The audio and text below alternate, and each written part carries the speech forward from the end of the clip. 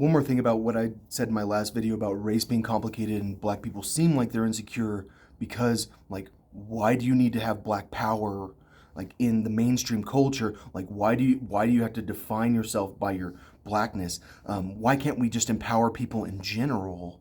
Um, so what I wanted to say about that is, um, people act in accordance with your expectations. That's something that I was taught when I was learning sales for the insurance business. When I never made a sale, but I learned it, and I learned so much about human psychology from learning sales. And they teach you people act in accordance with your expectations. So if you expect the sale to happen, the sale might very well might happen.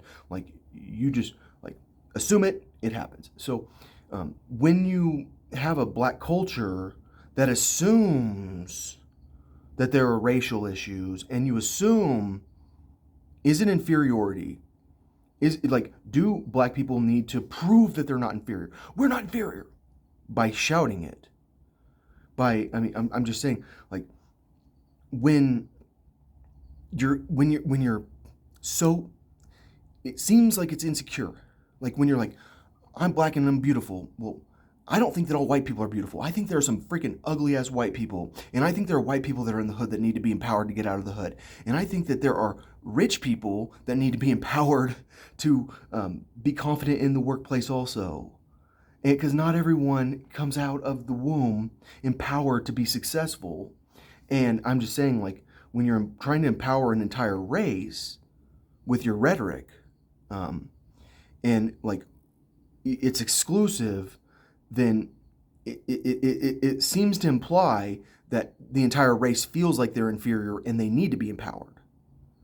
And I mean, that's why it's almost demeaning to black people that we have, like, black is king is kind of demeaning to black people, unless you're saying that white people should be subservient to black people, which would be like, our society couldn't function.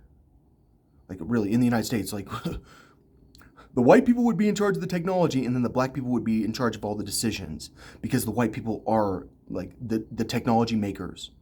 We are the computer people, not just us, the Indians and the Asians. But I'm just saying, like, in the computer science world, there are a lot less black people. Doesn't mean they're not there and they're not very talented, but still.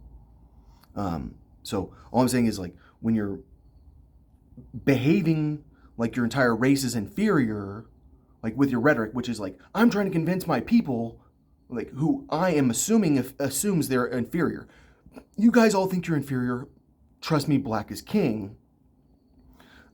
When you're treating people like they're inferior, and so you're saying you guys are not inferior, trust me, believe me, then they're all going to go, well, I know I'm inferior, but you're telling me that I'm better. So yeah, we're better, but I feel inferior still.